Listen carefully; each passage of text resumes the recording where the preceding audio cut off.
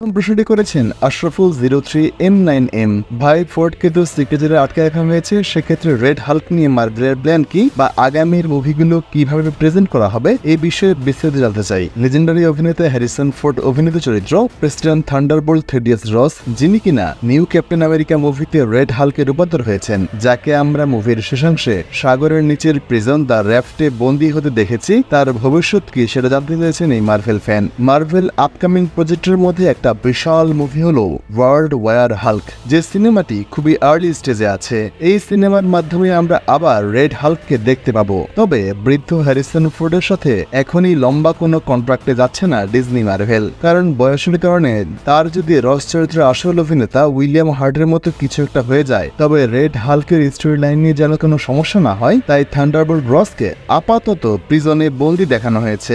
আমাদের মতো অনেক ফ্যানেরা প্রথম থেকে থিওরি করে আসছিল, যেহেতু প্রেসিডেন্ট রস, রেড হাল্ক, লিডার এরা সবাই ইনক্রেডিবল হাল্ক মুভি থেকে এসেছে, সেহেতু সুপার সোলজার সিরাম ছাড়া রেড হাল্কের মতো গামা এন্টিটিকে কিভাবে প্রতিরোধ করবে স্যাম উইলসনের ক্যাপ্টেন আমেরিকা। সুতরাং লাস্ট ফাইটে নিশ্চয়ই ব্রুস ব্যানার কিংবা শি হাল্ক আসবে ক্যাপ্টেন আমেরিকাকে হেল্প করতে, আর সেখানে হয়তোবা এমন কিছু ঘটবে যা ওয়ার ওয়ার্ল্ড হাল্ক মুভির প্লট তৈরি করবে। যদি আপনারা ক্যাপ্টেন আমেরিকা ব্রেভ নিউ ওয়ার্ল্ডের একদম প্রথম অফিসিয়াল টিজারটি আরেকবার দেখেন, তাহলে কয়েকটা সিনে একটা ফিনাইল হচ্ছে এমন কিছু দৃশ্য দেখতে পাবেন, যে সিনগুলো কিন্তু মূল মুভিতে নেই, কারণ এমন গুরুত্বপূর্ণ কেউই মুভিতে মারা যায়নি। অর্থাৎ captain America brave new world মুভির এডিশনাল রিশুট মূল রাইটার ডিরেক্টরের ভিশনকে অনেকখানি বদলে দিয়েছে। কমিক বুকে যেভাবে হাল্কের স্ত্রী মারা যাবার পর ব্রুস ব্যানার ইলুমিনেটের ব্যাপার প্রতিশোধ নিতে এসে ওয়ার্ল্ড ওয়ার হাল্ক সৃষ্টি করে, হয়তো এই সিনেমাতেও রেড হাল্কের সাথে লড়াই করার সময়